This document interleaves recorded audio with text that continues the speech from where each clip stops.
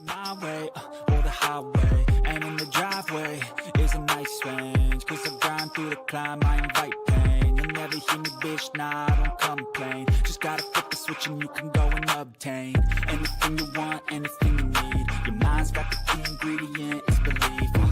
They'll deceive with the negativity, but I just slide right by that energy. Even when you feel low, you can still go. Even when you feel slow, you can still go.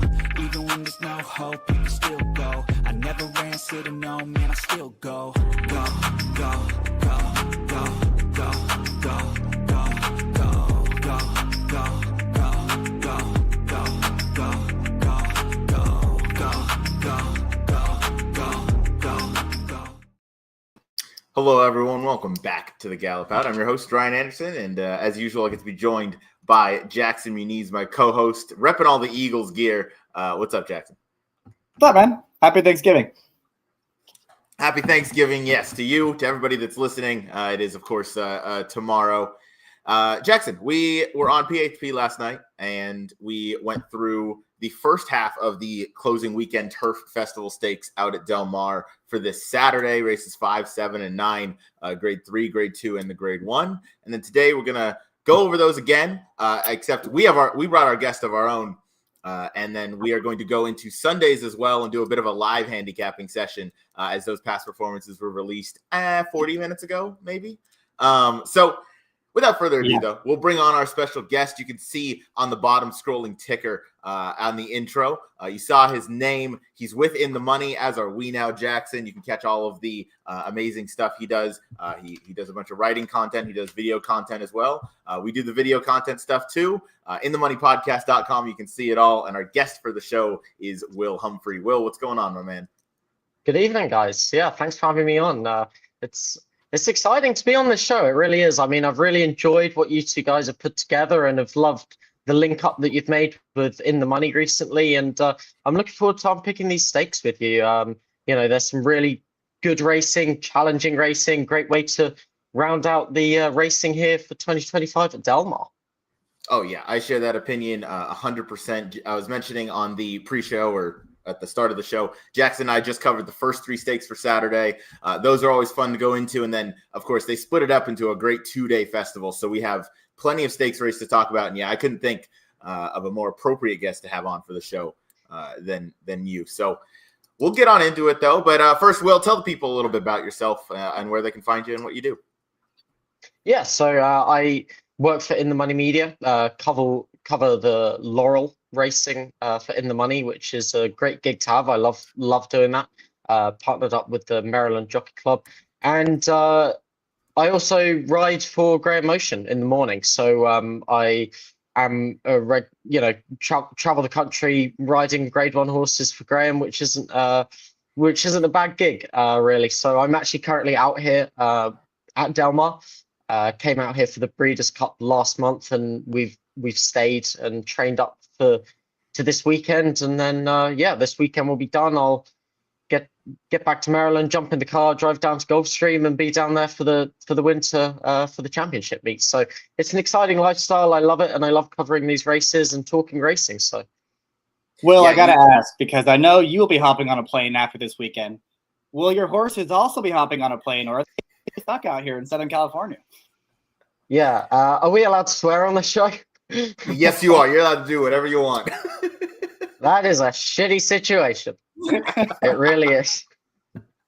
I mean, listen, I don't want to get into it too much, but I mean, what FedEx are doing, literally announcing that the day before, is just wild to me. But no, they are not going to be getting on a plane is the answer. They are going to have to get in a van and drive some 38 hours all the way down to Florida, which is it's going to take a real toll on them. And I suspect, I haven't spoken to anyone and got confirmation on this, but I suspect that trip alone is probably going to mean that they're going to have to go to the farm and take a couple of weeks rest to recover from the journey more than anything. Because, I think I would need a 2-week rest if I had to drive 36 hours too. I mean, it's a long way. No doubt. I actually do have a question about the kind of shipping shipping related, because we're on the subject. what's the kind of tolls a ship takes on a horse? I mean, obviously you mentioned driving 36 hours is pretty substantial, but wherever you're flying in from, when horses be transported by air versus like on the road, what does that kind of like take out of a horse? And like, obviously, I guess duration matters. Yeah, I mean it's a fascinating subject, really. I think each horse is an individual regarding how well they take it. I guess it's a bit like us. Some of us can fly and have no problem, and some of us, fly and really suffer with jet lag badly. They always surprise me at how well they do take it. I would have thought that flying from one side of the country to the other, getting off the plane, and 2 days later, trying to perform to the peak of your ability in graded stakes, which is what you're shipping for a lot of the time. I would have thought that the flight and the 3 hour time change from the East Coast to the West Coast would play a difference, but they really do respond to it well. And you see some horses are able to fly all around the world and carry their best game with them. So I do think that it matters. It's specific to each horse, but at the same time, I think that on the whole, they take it pretty well. Nice. That's good to know. I've always just been curious about that. But yeah, we'll get now into these graded stakes that we have to go over. But best of luck to you getting all the horses shipped back out east. You could always just stay west and dominate all the turf racing at Santa Anita. So that is also an option you guys might have. But we'll get into race number 5 for Saturday, which is going to be the first stake that we cover. And I'm sharing the wrong tab, so I'm going to share Saturdays instead. Race number 5 is the 1.16 Seabiscuit Stakes over the grass, of course, 3-year-olds and upward.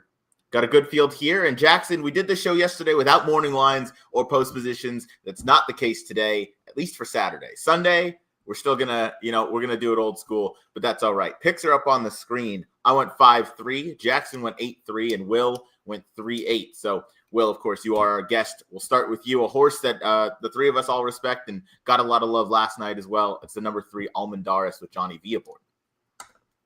Yeah, I mean, I've always liked this horse, and I feel that now age 5, he's actually been better than ever this year. I mean, that was a fantastic performance he put in the Wicker Stakes 3 back. And I thought that he ran a tremendous race in the City of Hope last time as well, closing into a slow pace. You see those blue-coloured Time Formula S fractions, and he had a wide trip in there as well. And, he actually finished up. He was pretty well matching strides with Johannes, finishing off at the same sort of speed through that final 1/8 of a mile. And I felt that the trip and the pace sort of cost him second in that race. You haven't got any Johannes to worry about here. And I think that this pace is going to be a little bit stronger. He loves Del Mar, and he's just a very, very solid horse. And it was almost a bit by process of elimination, really, because I'd be strongly against the 5 El Potente coming off of that lengthy layoff. Dan Black has sort of been a little chilly recently. And I just feel that other than this horse's performance in the Thunder Road last time, which, came in February, this horse really doesn't stand out very much. I feel like Stay Hot probably wants a little bit further than this.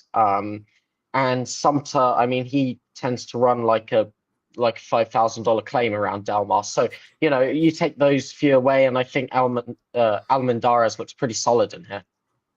Yeah, you bring up a really good point, and you touched on the pace scenario. Jackson, this is the horse that you and I both have in second. Both of our top picks are going to be horses that are forward. There certainly seems to be a chance that if Cabo Spirit and El Potente hook up on the front end, we might be in deep water, and Almendares might be the one charging down the track to pick things up. What do you make of the chances of the number 8 Cabo Spirit in here? Yeah, we talked about it yesterday. I view him and Almendares very, very equally, and you can see the last 3 times they met up, they finished ahead apart, and a nose apart. So they're very equally matched, and it's going to be more of who's going to be better price in this spot and who is going to get better trip. I'm hoping it's Cabo Spirit. I don't really care one way or the other, but I do think he is the speed of the speed. I'm not sure if El Potente needs the lead necessarily, so I'm hoping Cabo Spirit, they just send him out of the gate, get him on the front end, because that's usually where he does his best running, and maybe he can take this field a long, long way at 5-1. I think it's more than a fair price because his best efforts are every bit as good as everyone else, besides the one effort of El Potente.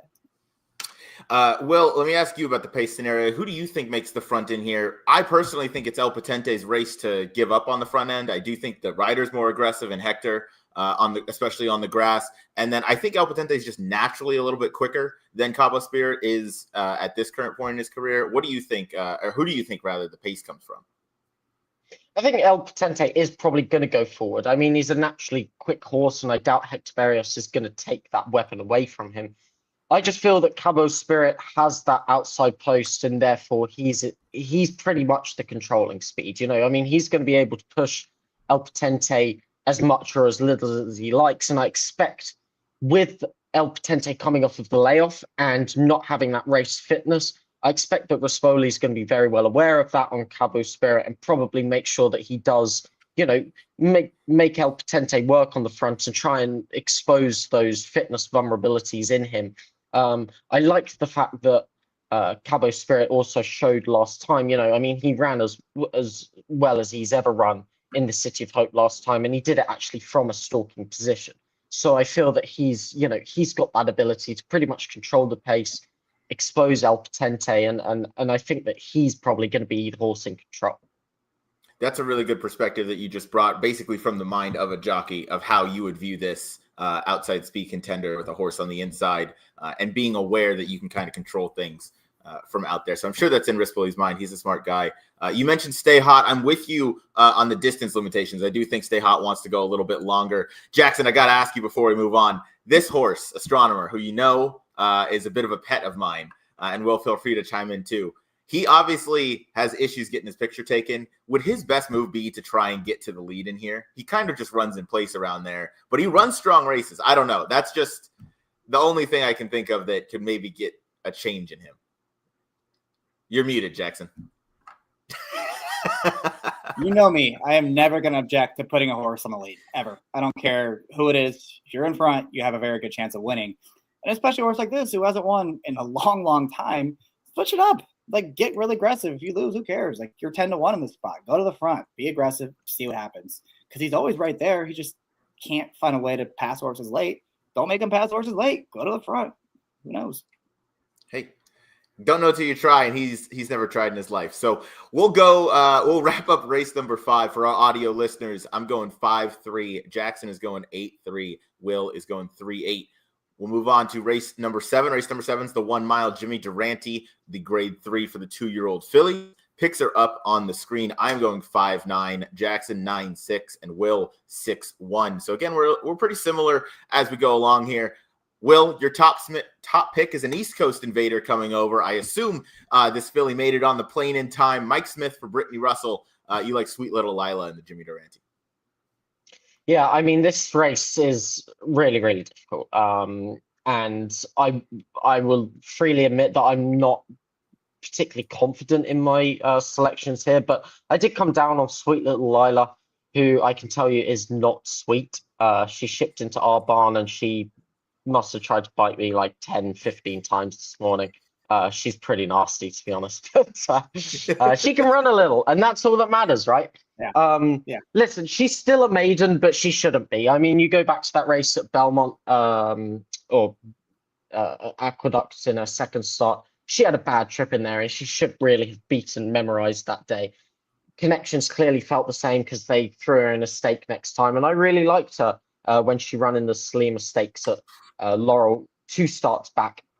And ran really well, closing into a slow pace.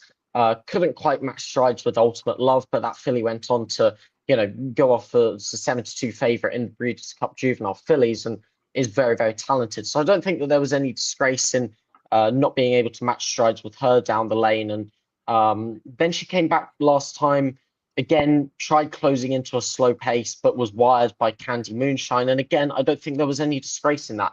That filly came back to finish just 2 lengths third to Deep Learning in the Chelsea Flower Stakes next out. And so, although this filly still hasn't got her picture taken yet, I feel that she's very much proven that she's stakes quality. And quite frankly, I feel that, some of that form behind Ultimate Love, behind Candy Moonshine that ties in with Deep Learning, I feel that's just about some of the best form that we've got on offer. I like the fact that Connections are confident enough to ship her out here. I think that a hotly contested 1 mile contest is going to see it to good effect. And quite frankly, on Timeform US, I mean, she's just the fastest filly in this race. 8-1, I think, is a good price.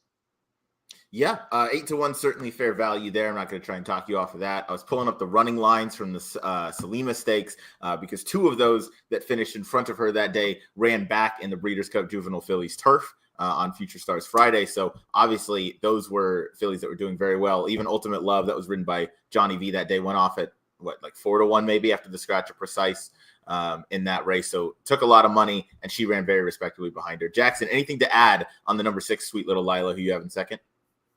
No, I think Will covered it. She seems like a pretty square price against this bunch.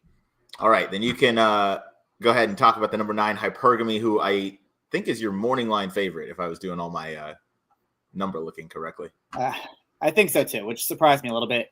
There's just no way Chad There's Brown's a few surprising morning lines in here. There's no way Chad Brown's gonna be 6-1 in this spot. If that happens, then something is.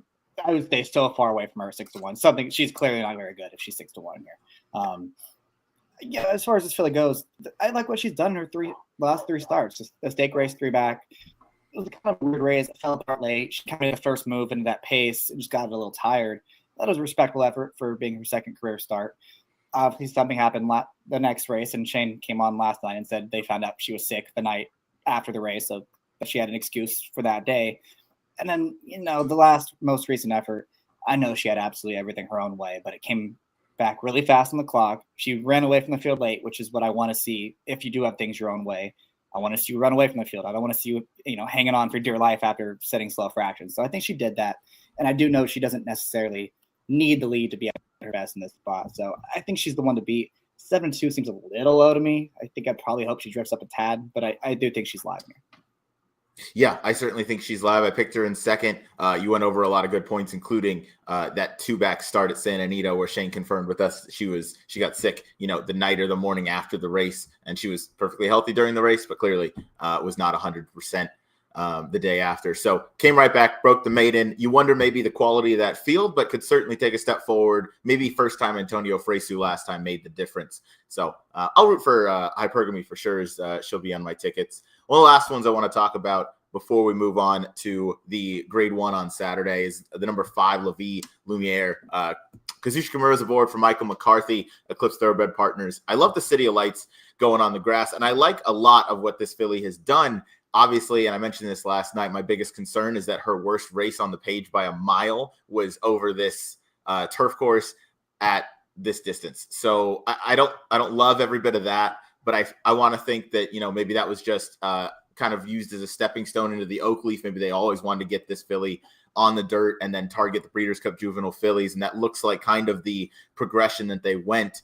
So I'm willing to excuse that first off the bench effort. She's in good form right now. And Will had mentioned the form lines that Sweet Little Lila has kept. La Vie Lumiere has run against all the best fillies last time out in the Breeders' Cup Juvenile fillies. That was, of course, on dirt. So it's a little bit of a different class test, but she ran against those and she was seemingly overmatched, but she kind of ran her race in there. So you can ignore the little C next to this, as I don't think that race favored closers at all. Oh, as I click on the wrong thing, is Jackson, you and I spoke about that in our group chat a little bit earlier on in the week. That denotation is strange to show up there. But the effort of the Oakleaf was not terrible, and that effort going 5 furlongs on the grass to break her maiden was pretty strong as well. So I think she does like the grass. I want to see her get back onto it, going these 2 turns, and she's worked forwardly out of the Breeders' Cup Juvenile fillies. Anybody else want to talk about any? Will, do you want to talk about the number 1, Latte Love, who you have in second?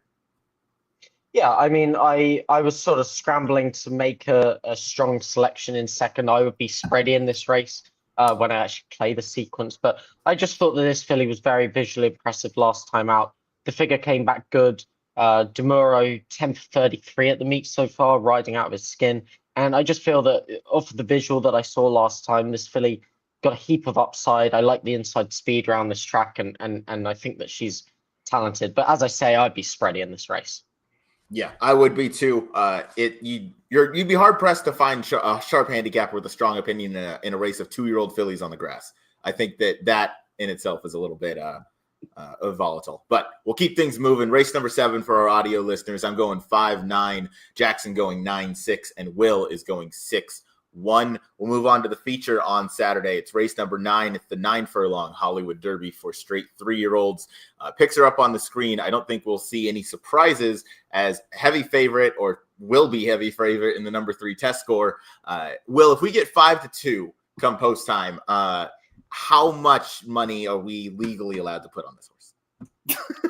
Yeah, I mean, start like crawling down the back of the couch trying to find every penny possible. I mean, no, in all seriousness, he's doing great, this horse, test score. I mean, he's a truly incredible horse. You know, I mean, he just hasn't stopped getting better, and any track, any pace scenario, he comes and he makes his run and he shows up, and he just takes his racing so well. Every time he's run, he's come back stronger, bigger, better, and he truly is doing better now than ever before.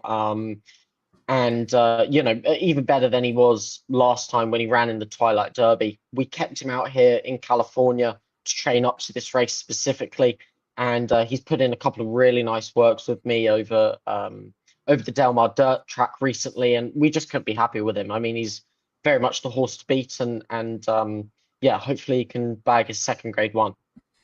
Yeah, I hope so too. Jackson, you've been on this horse pretty much since the start of the career. We don't need to go through all the highs and lows that you've gone through with this horse, but you also picked test score on top.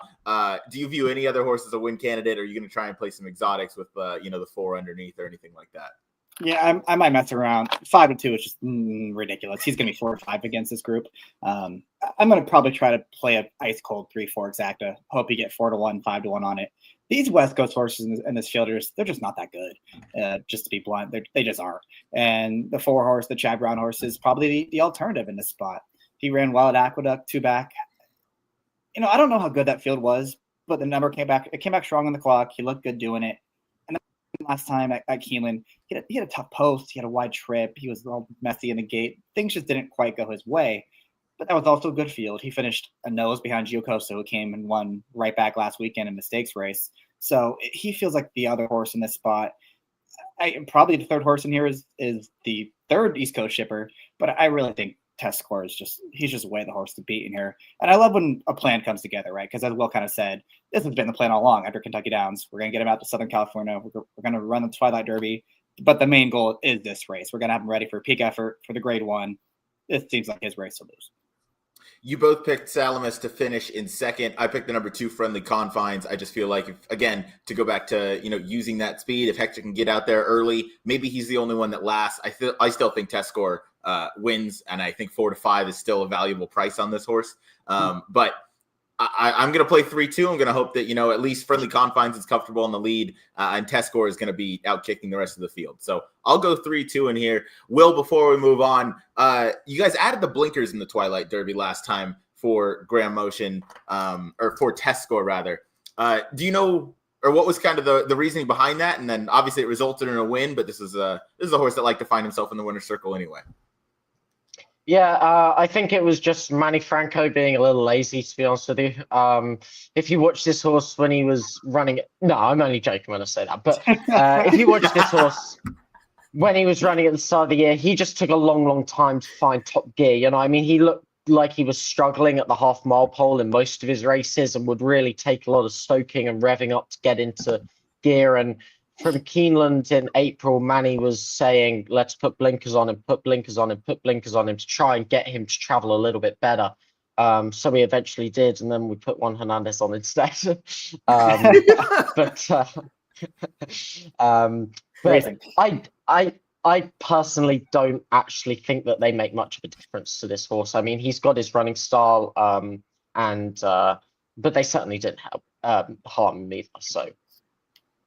Yeah, no, that's good to know. I was purely curious, just for that sake, because obviously he was a very talented horse, and I'm sure if Manny said we got to put blinkers on him after he wins a grade 1 at Saratoga over the summer, that's tough to do right away. But he got the blinkers, and hopefully you see another top performance out of him. So to wrap up race number 9 and our Saturday stakes, I am going 3-2. Jackson and Will both going 3-4. Test score, a very prohibitive favorite on the day. We'll move on to Sunday.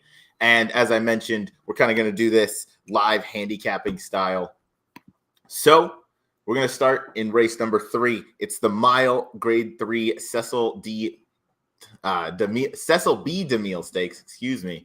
We're going to go through the field. We don't have post position numbers or morning line odds yet. So, Jackson, have you gotten a chance to look at this? Or are we all and Will? Are we all going through this for the first time? I glanced at the fields, like who's entered. That was it. Yeah. I haven't opened the form. I tried to. It just wasn't available. It wasn't available. And I had Yeah. other Will? stuff to do, so here we go. Yeah, I managed to flick through this card, these few races already, so I've Nice. kind of formed a couple of opinions. Cool. Nice. We'll go through real quick. We'll start from the inside. JJ Hernandez aboard a Graham Motion trained horse in Proton. This was one that immediately caught my eye. I really liked how he ran in the thoroughbred aftercare. Will, tell us about this runner. Is obviously, I would imagine this is the horse you're most familiar with in the field. Yeah, for sure. And he's he's a really nice 2-year-old, consistently getting better both mentally and physically. He probably would have been one of the more immature 2-year-olds that we had at the start of the year, but he's really doing well. And as you say, ran a super race last time on the Breeders' Cup undercard behind Conducted that day. Did the slow pace scenario maybe help him a little bit in that race? I think it probably did, if I'm being honest with you. But the way he's come out of that race, he's really strengthened up and done well mentally. Just this whole experience, leaving the East Coast, leaving Fairhill, coming somewhere new, just really turned this horse into a new man. And he worked really, really nicely last week here at Del Mar. So I think that we're expecting another big run from him. Nice. He drew very nicely. He's closed into a couple slow paces earlier on in his career. And, he ran his race last time and definitely took a step forward in terms of the figures. I think Conducted maybe was just, had things a little better that day. We'll keep going through the field. If you guys have opinions on the horse, please stop me as we go through or stop my brief kind of overview. The number 2, Brigante. Freysu is going to be aboard for the second time again. Last time out, Freysu got back aboard, went 2 turns on the turf. And that resulted in a win. Freysu's been very aggressive on the grass, gets this one forward. This one's by more than ready. And Jackson, obviously, he's going to need to take a step up on figures. But, the debut was strong, and he clearly prefers the grass. His last time out resulted in a win. Yeah, my issue with him is that he was finally able to get the job done when he made the front. It doesn't seem like he's going to make the front based on who's drawn towards the far outside in this race. So he's going to have to prove that he can win against winners and win from off the pace against these as well. Yeah, he's got a couple things to prove, but I would anticipate him being a pretty high price. The number 3, Cara Buono, Leonard Powell, Armando Ayuso aboard. This one, since coming over, has run fine. Hasn't found the win yet, but has been placed in stake races. You see to the outside, or 3-back competitor was Hey Nene. That's the horse that's drawn to the far outside Jackson was referencing. And then last time out was well behind Proton, but we did touch on the fact that there was a pretty slow pace that day. So maybe gets a little more pace and I don't know. He's certainly going to be a long shot, but is this one you could see possibly scoring a big upset?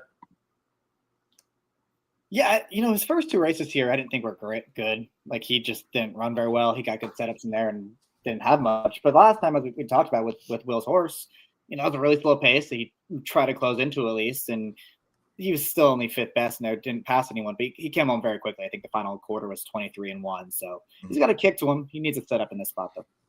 He does. A horse that I thought was really interesting is to this one's outside in Unrivaled Time, who also ran that final quarter in 23-1. I don't know what to really make of this horse. Has to take another huge step up, but when he won last time, that was visually impressive. You don't see a whole lot of turf routes won by 4+ lengths in general. Obviously, it was state-bred maidens, and now you're going into a graded stakes opportunity, so that's a pretty hefty step up. But Will, I'll see if you have any thoughts, and then Jackson on the number 5, Unrivaled Time. Yeah, he was very impressive last time. I'd be interested to see what the morning line is about this horse, because he was very impressive last time out, but what did he really beat that day? I don't know whether the other horses made him look better than he actually was. And I wouldn't want to be getting sucked into a short price if that was the case. If he was a big price, there's going to be speed in here. He's going to get the setup, and connections clearly feel that he's good enough to take his shot in here, but State Bred to Open Company is quite a jump. Yeah, on my notes here, I have that I need at least 15-1 because this is such a huge step up. I don't know that I'll get that, but that's the only price I would really want him at, because I'd also question what he beat last time. Another horse that broke his maiden broke his maiden last time out is Iris Each, is how I'm going to pronounce it. I don't know if that's correct, but got the job done last time. First time Umberto Rispoli. Third start of the form cycle comes in here. Another one that's got to step up. Something tells me, Jackson, this horse is going to take more money than he should just because of the connections. He might, but it's probably deserved in the spot too. He was very impressive winning. I believe it was the first race to meet this fall at Del Mar, and he ran down Army Man, who was loose in the lead. Army Man ran second to Stark Contrast, who we saw run second in the Breeders' Cup Juvenile Turf. So obviously some good form lines there. He did get a good ride, but it's also true that he closed into a pace that really held together besides himself. So that was an impressive race. It was impressive. He's got to take a big step up, and as we mentioned, that's no easy task. That trend continues. We'll go outside of the number 7 Track Tiger. Doug O'Neill, Mirko DeMuro aboard. This one just broke his maiden under Antonio Fresu once again, but DeMuro's on today. Will, you mentioned this that DeMuro's been riding his eyeballs off. I think was the analogy, and that would be accurate. As you can see, he's 10 for 33, and he's close to the jockey's title. He's going to need a few wins this weekend to get there, but I'd root for him. That'd be a cool shakeup to things out west. But anyway, to stick on track, Track Tiger, again, gonna have to take a massive step up. I don't know if any of you guys view this horse as a live long shot, but this is who I think is going to be the pace presence early. Good. Yeah, I personally feel that he and Nay are just gonna be in danger of setting this up for the rest. I can't see that this horse is not going to be on or pressing the pace there. And for me personally, I mean, sure, he was a good winner last time out, but it's a tough task taking on winners for the first time, also making your route debut at the same time, and also making your stakes debut at the same time. A lot of question marks hanging over this horse, especially when you've got another pace horse there to press you the whole way. No doubt. And that pace horse is right to the outside in number 9, Hey Nene. I hope I'm getting these numbers right. I'm just going off best memory. But Flavian Prat, as you can see, is booked to ride for the first time. Hector is aboard somewhere else, and no Rosario or Paco in town. Third time starter here. Last ran the Breeders' Cup Juvenile Turf.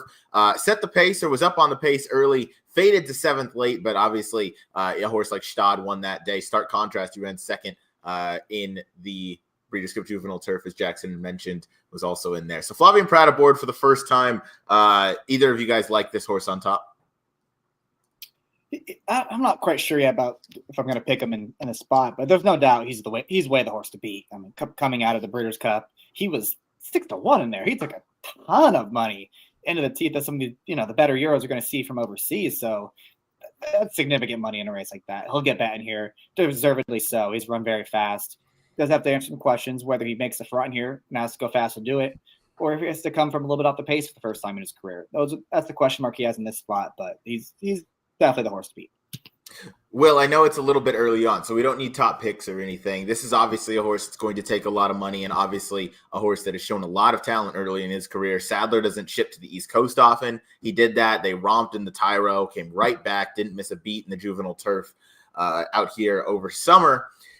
How short is too short of a price on here? Because I could see Hey Nene, especially with Flavian Prat aboard for the first time, I could see this horse taking too much money to where I have to look elsewhere. Yeah, I completely agree. He's a horse that I don't want. I want to try and beat him as a likely favourite in here. Look, I mean, I think that he's probably going to be sub 2-1, don't you think? Sort of like 9-5, 8-5 sort of range. And I don't want that. I think that Breeders' Cup, there's a major risk that would have left a mark. I'm intrigued by the fact that he returned to the work tab so soon, just 2 weeks after they were back on the work tab working well. So maybe that is a race that we just draw a line through. But look, he isn't going to get an easy time with the lead with Track Tiger there.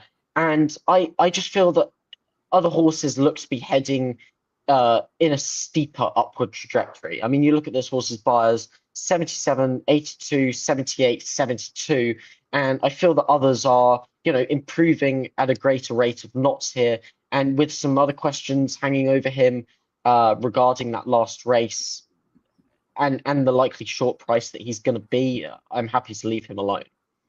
Yeah, that's good analysis, especially going into the speed figures we've seen and how they aren't trending upward. They are consistent, but they're not trending upward, which is kind of what you want with these 2-year-olds, especially this early on in the year. This is only his or early on in their career, as this is only his 5th start. But yeah, as I looked through this field before the show started, I kept coming back to the rail horse and Proton. Feels like there's enough pace in here to set things up for him, and as you mentioned, he has that right kind of upward trajectory, and he seems to be coming into this the right way, or in a strong way, I should say. So we'll wrap up race number 3, on Sunday, the Grade 3 Cecil B. DeMille Stakes.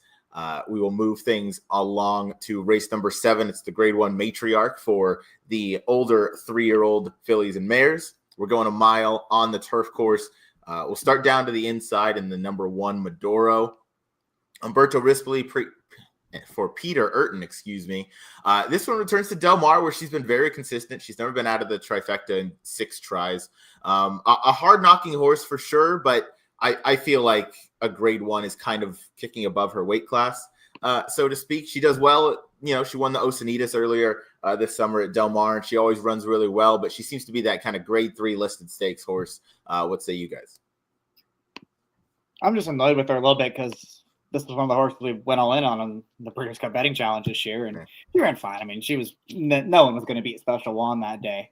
The horse just crushed. But look, she's drawn well on the inside. This seems like potentially an easier spot, so I'm not going to be surprised if she runs well. Will, any thoughts?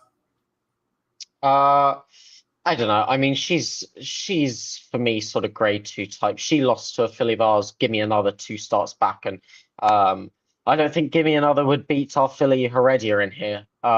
So from that form line, I don't think she's good enough, and I don't know whether the rail draw does suit this horse. I mean, she's gonna need to work a trip from down there into 10-horse field, and I'd happily pass her. Yeah, 100%. Agree with that. To this one's outside is Breathaway. Kazushi Kimura aboard for the first time, also coming out of the Goldacova Stakes, finished in front of Medoro that day. This is certainly like an improving horse. I think she's kind of paired up those top numbers in her last 2 races, which obviously you like to see, Jackson. Is this one you gave a closer look to? For sure. I mean, she comes out of the same race, and I didn't think that pace was particularly quick last time, and it seemed like it. And she ran well. She closed to get up for second that day. And looking towards the outside in this field, I mean, there were some fast fillies drawn outside. They all kind of have to go. I mean, that's their best chance. This pace looks like it's going to be pretty hot. She's arguably got the best kick in the race, so I think she's definitely a contender. Yeah, got the best kick, has a really nice draw as well. We'll keep moving to Antifona. Last time out, came off of over a year off the bench to go down the hill in one of those rating handicap races that was won by Spicy Bug, who, if I remember correctly, the ratings on that one had to be off because that horse dominated that field. But Antifona entered in here at post position number 3. I mean, this is an ambitious spot, second off the layoff for Vladimir Serin, but he's at a really hot meet, Jackson, to start the Del Mar Fall meet. I don't know if you or Will, if either of you gave this one or will give this one a little bit of a closer look stretching out. Yeah, Antifona's she's just too slow, right? I mean, she's never run a race that's nearly fast enough to win this thing. It's interesting she's here. I mean, obviously they want to protect her, I think. I don't think she's eligible for any allowance conditions in Southern California anymore. So this might be just a spot of there's just nowhere else to run. Yeah, it very well could be.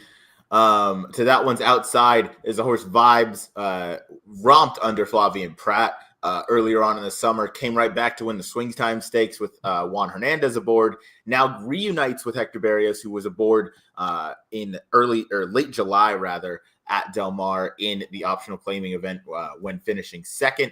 This is one that I think is a little bit interesting, but I feel like this is that horse where you mentioned there's a lot of fast horses in here. I feel like they might go a little fast early, and she's kind of the horse that might be, I don't want to say in chase mode, because I think she'd kind of be sitting where she wants to be, but I feel like the deep closers might have a little bit more of an effect on her in this one. Go ahead, Will. Yeah, I mean, to be honest with you, I just don't think that this horse is quite good enough. I think that she's sort of a good allowance, borderline listed stake quality filly. If you look at her speed figures and form and compare them to the like of AG Bullet, Suggester, Uzara, she's just not good enough, to be honest with you. Juan Hernandez abandons her in this spot, and yeah, I think she's got her work cut out for her, to be honest. Yeah, she certainly does. She has to improve. But Jackson, she does have your favorite move, and she repeated it twice. Paired up the buyers at the 86, moved forward, did it twice, 90. So the issue is, does the 95 win this race? Probably not. Probably not. Probably not. Spicy Bug drawn to that one's outside. Ricky Gonzalez is aboard. Came out of that ratings handicap that we spoke about. Won that day pretty convincingly going down the hill. Stretches back out. She's another one that needs to get a little bit faster. But I do like the down the hill to the mile stretch out angle. I do feel like that kind of correlates pretty well. Will, is this one that you think is going to be an early pace presence? And then do you view her as a win candidate, at least through this much? Yeah, I think that she's definitely going to be there pressing AG Bulletin in our time, who I suspect are going to be on the lead in this spot. But same comments apply as I mentioned with Vibez, to be honest with you there, Ryan. To me, she just looks a allowance borderline listed stake quality filly who probably needs to step up here. Yeah, definitely does need to step up. Maybe it's not impossible. To that one's outside is Ozara. Ozara has some very strong figures. A lot of them coming at the Spa, where she might be a bit of a horse for course there, but ran well in Florida. And Will, I don't know if you have any more thoughts on this. I feel like the Gulfstream Park turf course and Del Mar's turf course at times can be a little similar. I know Gulfstream Park kind of has the sand base to it, and we don't have that out here. But in terms of the length and the kind of the way that speed is so dangerous, I feel like they're maybe handled a little bit the same. I don't know if you have thoughts on that. Yeah, I completely agree, to be honest with you. I mean, you compare those two tracks to somewhere like Keeneland or, even Saratoga or Aqueduct, and they certainly ride and play in a similar style. So I think the fact that this filly has run well around Gulfstream certainly bodes well for her chances in here. You can toss that First Lady try last time, I feel. I mean, you see the chart comment mentions traffic 8th pole, and it really was traffic. And from there, she was just wrapped up and put away for another day. She's an interesting horse. I mean, her overall body of work probably leaves her with a little bit of work to do, but that Bolston Spa effort, 98 buyer, I mean, that's probably good enough to win. So, whether she can run back to that, it would have been nice if she had had a clear shot in that First Lady, so we could really have seen whether she has taken that jump forward or whether that Bolston Spa was a bit of a fluky figure. But I mean, she was set off at 92 in the First Lady last time, and you doubt Miguel Clemente shipped her out here if he didn't think that she was up to winning this. So a very interesting player, I think, and she's got a nice amount of tactical speed in there to put herself in a nice position too. Yeah, Jackson, she should be sitting in a nice trip early. She certainly, if she runs back to that Boston Spa effort, I think that's going to be really tough to beat. I think everybody's probably running for second in here. The issue is she's going to have to recreate that at what is maybe what a track that she has not ever run at before. What are your thoughts on Ozara? At least you have the mile being her best distance, I think. Yeah, the issue I have is the Boston Spa, which is so much faster than everything else she's done in her career. So where did that come from? Is she going to be able to do it again? And watching that First Lady back, I know she had traffic trouble. I'm not convinced she had the horse anyways, just based on the way she was traveling in the stretch. It's tough to say. My gut tells me she didn't, and I don't think she was going to lose by 4.5, but I don't think she was ever going to hit the board in that race either. So I worry she could be overbet based on trouble that may not have mattered in there. That's a very valid thought, but yeah, never really got a chance to see her stretch her legs. Will, we'll go to you as Heredia, a filly or a mare rather that you mentioned a little bit earlier on in our analysis of the race. JJ Hernandez abandons a horse that I already forgot the name of to ride here for you guys. Has a win over this turf course in the Grade 2 Yellow Ribbon earlier this year. Walked the dog on the front end, but she's shown that she's versatile and can come from anywhere. How's she doing leading up to here? And then what are your thoughts on her chances in this race? Yeah, she's doing really very, very well. She's been actually back in Fairhill prepping for this race. But I think that she's just about the most talented filly that we have in the barn. And I don't think that her speed figures particularly are a fair reflection of her ability. Quickly spin you through them. I mean, with her buyer speed figures, 91, that came off of a 500 plus day layoff. Then she got caught up in a slow pace at Saratoga the next time and was swung wide.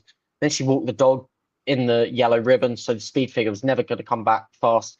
And then her run in First Lady last time, I mean, she went so wide in that spot to be beaten only a length and a half. Maybe I'm a little bit biased, but I think that it's pretty fair to argue that she was almost best in there. I mean, she was 5 wide all the way around the home turn, and then probably 7, 8 wide into the lane.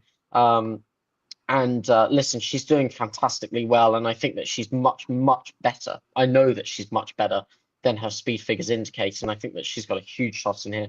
I like the fact that Juan Hernandez gets on her too, because the reason she had to go so wide in the First Lady last time was because she didn't get out the gate. But Juan Hernandez, he really did manage to get her to break well when he rode her in the yellow ribbon here in August. And so I'm hoping that if he can get that same sort of gate speed out of her and she can just put herself into a nice, mid-pack stalking spot, I think that she's going to have every chance of winning this race.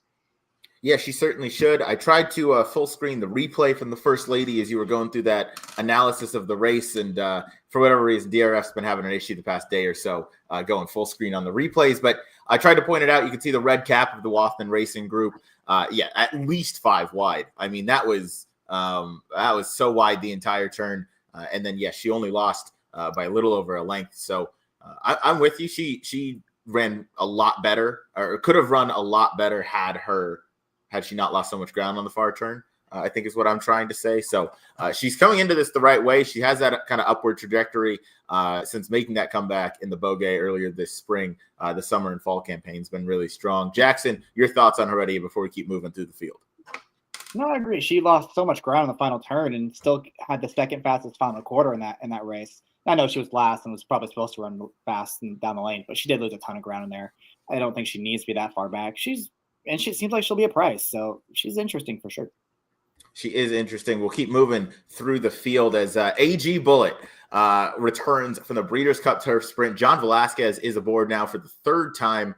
Jackson, I got to go to you first on this one. I know this is your girl. I know you like her. But go ahead. I mean, she came off a stellar performance, going 5 furlongs in the Turf Sprint, stretches back out to a mile where she's had some success before. Yeah, she's one of my favorite horses in training. She can run well, going 5 furlongs against the best. She can go 6.5 against the best. She can go a mile and hold her own. And that's the issue with her is I don't know if a mile is necessarily her best trip, especially given the amount of speed that's signed on in this race. I'm not saying she needs to win, but it does seem like they're going to go pretty quick up front. And stamina is a big question mark for her going this mile trip. So she's probably going to be favored, I would think, or very, very close to it. At the price she's probably going to be, I would be against in this spot, even though I love her. Hey, that's fair. That's an unbiased look. I'll go to you, Will. Your thoughts on AG Bullet coming out of the Breeders' Cup Turf Sprint? Yeah, I mean, I sort of feel that when she came back out of the Breeders' Cup Turf Sprint last year, she got beaten in this race and her speed figure dropped quite significantly, and she was pretty loose on the lead in that race, pretty comfortable in front. And I just wonder if the same things happen again, the Breeders' Cup Turf Sprint. I mean, that's such a demanding race, even though it's only over 5 furlongs. How much will that have taken out of her? And then she's obviously going to have a pretty tough time of things up front. I love the filly as well. I think that she's wonderful, but I think that she's vulnerable at a short price in here.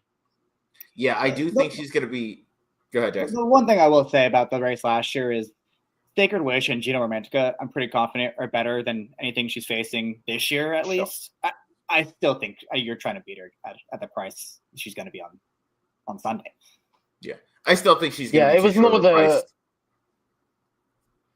Yeah, it was more the speed figure on time form and buyer. I mean, if she was capable of running back to the same sort of speed figure, she had every opportunity to do so last year. Sure. Without a doubt. So we'll see. She's got to stretch out, but again, she's had some success at this distance before. We'll see if she can last on the front end, but this is certainly one that's going to be a big pace presence early. To this one's outside is Sagesta, Chad Brown, Juddmonte, Flavian Pratt. This one's got to take a good amount of money into the teeth of AG Bullet, I would imagine. Feels like probably the main reason Flavian Pratt is out here. That's just a complete guess, but with this being a grade 1 and him being out here, he probably has some other races to ride too. So Sagesta, either of you have any thoughts on this runner, as she really only also has one number on the page that probably wins here? Go ahead, Will. Yeah, I mean, I kind of feel that if you're looking for a horse to use in exotic wagers or what have you, she's probably your safest bet, right? I mean, it's Chad Brown on the West Coast, Flavian Pratt. She's got that nice amount of tactical speed, and I think that she's got a nice wide post that she can get into position. She's just pretty solid. The problem is she's going to be a short price again. And I kind of look at that First Lady Stakes, and sure, she was very good to finish second, but if Azara hadn't met trouble, if Heredia hadn't gone so wide, would they have beaten her? We don't know. And she's going to be bet like that was certainly, she was definitely better than those girls. So I think that she's pretty solid as a horse that's going to run her race, but it'll all come down to price as to whether I personally want to, use her in my bets.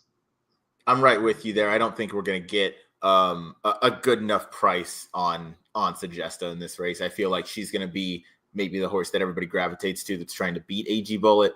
I feel like just because of the strength of those connections, and you mentioned Chad Brown out on the West Coast, I feel like all that's gonna add to a real loss of value and an underlay on this horse. I don't. Jackson. Yeah, she's a tough call. I think she actually ran pretty well at Keeneland. Their pace mostly fell apart, and she never saved much ground. She was always kind of wide. She was always in a weird spot. I thought she did pretty well to hang on towards the end and finish second in there. And then obviously the race 2 back at Kentucky Downs, Special One, we saw what she came back to do, kind of validated that number. It seems like she's going to get a really good trip tucked in behind AG Bullet in her time. Let those two go, but she'll be not that far behind them, and she'll get the jump on everyone else. So she's dangerous in here. I agree with what you guys are saying, though. Definitely demand a fair price.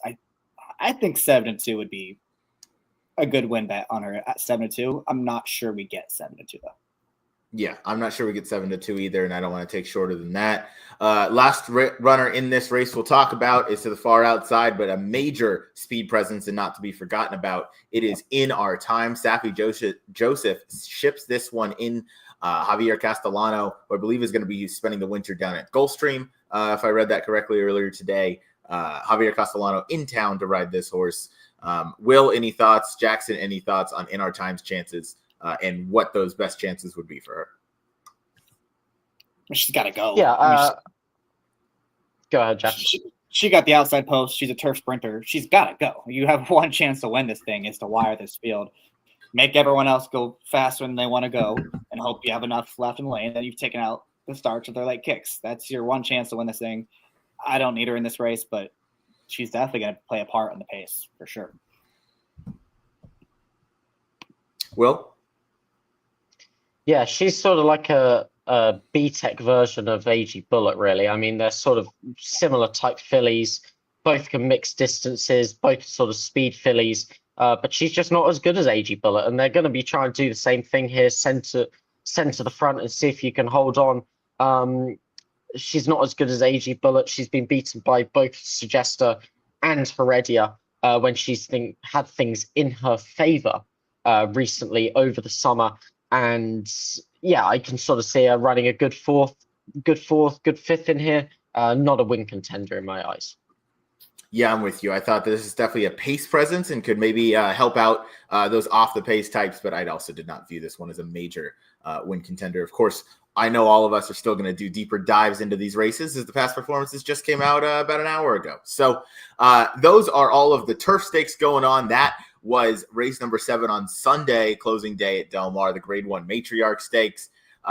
Real quickly, it's the last graded stakes of the meet is the Grade 3 Bayakoa. I don't know why it is the feature race on the day because you're going to have a Jackson 1 to 10 favorite, and I don't want to bet Hope Road ever again in my life after what she did last time. But she's going to win. Yeah, she's the other horse I went all in and on.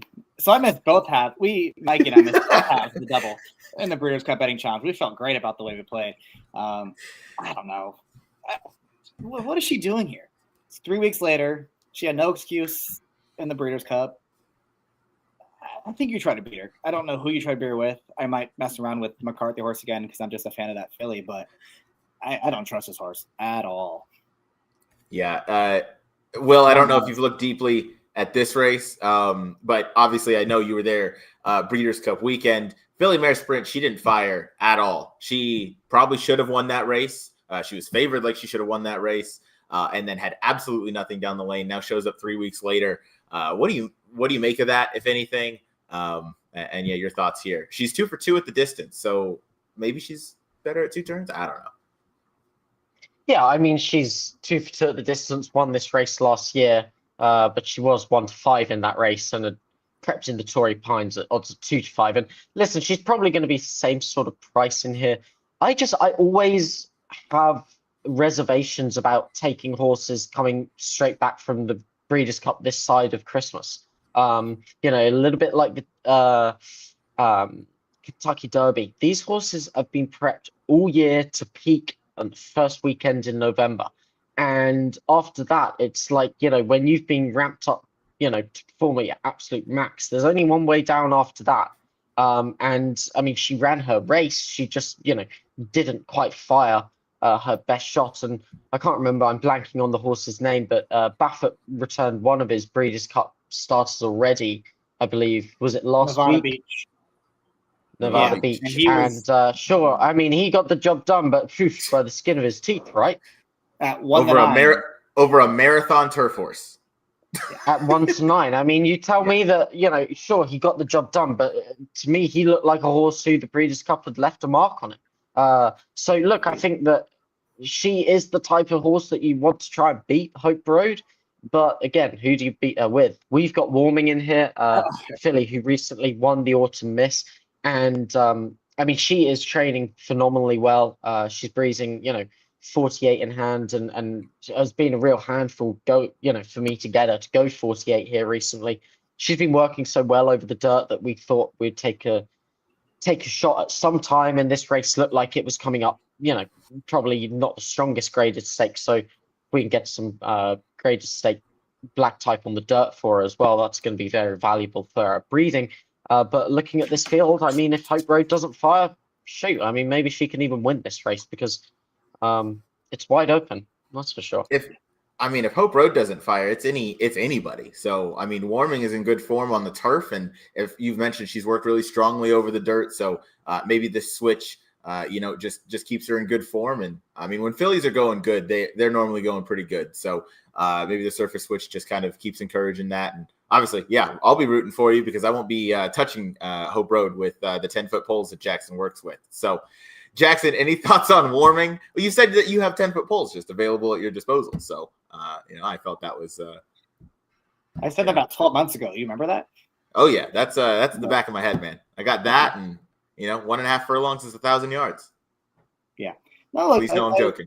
As you guys said, that if Hope Road doesn't run, or if she gets caught up in a duel or something, then it could be anybody. And Warming's going to be a good price. She's going to be a complete unknown on the surface, but she takes to it, she could be right there with anyone else. Yeah, she could be. I gave a strong look to Jane Austen. I thought the 2 comeback races on the turf were a little bit interesting because of what she showed on the dirt early on in her career. Obviously, a pretty lengthy layoff after the Summer Oaks, but if she can get back to that form, at least she's had a couple races under her belt. Maybe she takes another step forward. She seems to be the best at when she is forward in her races. I don't know what's happened to that kind of speed. Maybe she just didn't take to the turf whatsoever. So I'm a little curious to see how Jane Austen runs. But obviously, I think that the clear horse to beat, is Hope Road out of the Breeders' Cup Filly Mare Sprint.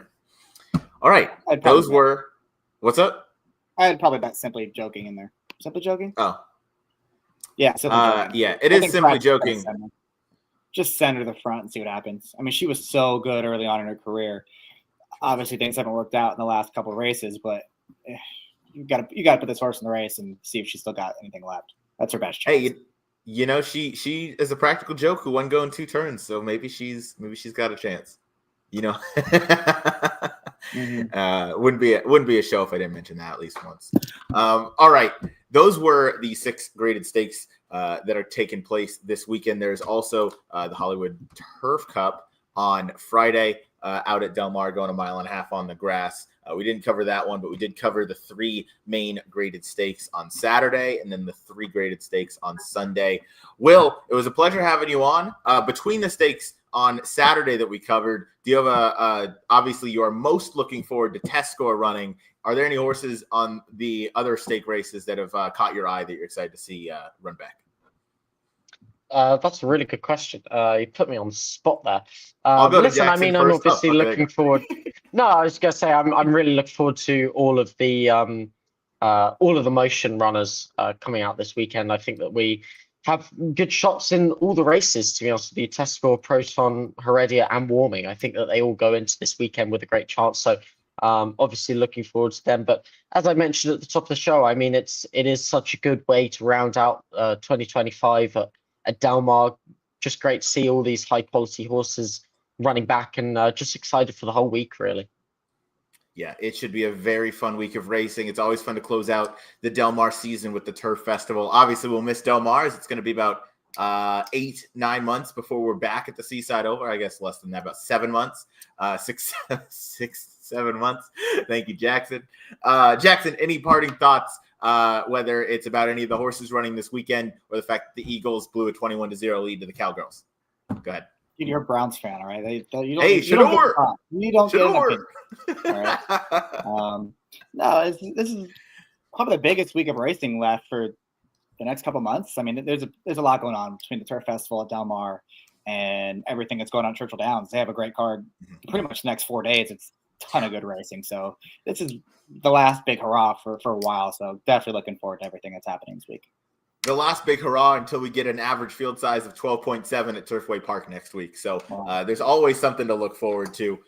Will, it's been a ton of fun having you on. I look forward to having you on more of our shows, especially as Gulfstream Park gets going. I know you guys are going to have a good string down there. So we'll certainly be chatting again soon. Jackson, you and I, we're done with our 2 shows for this week. Next week, it was confirmed earlier today. We got all of our ducks in a row, got our plans set. Exciting show going next week.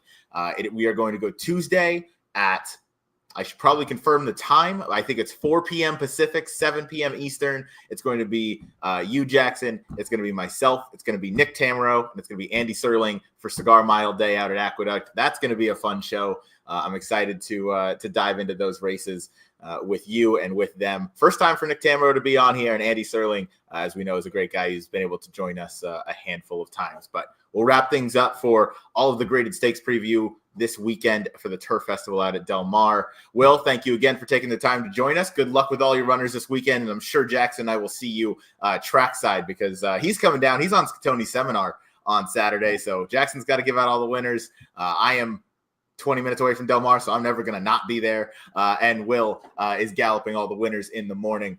All right, guys. Thank you guys for watching. We will see you next time here on the Gallop Out. Take care.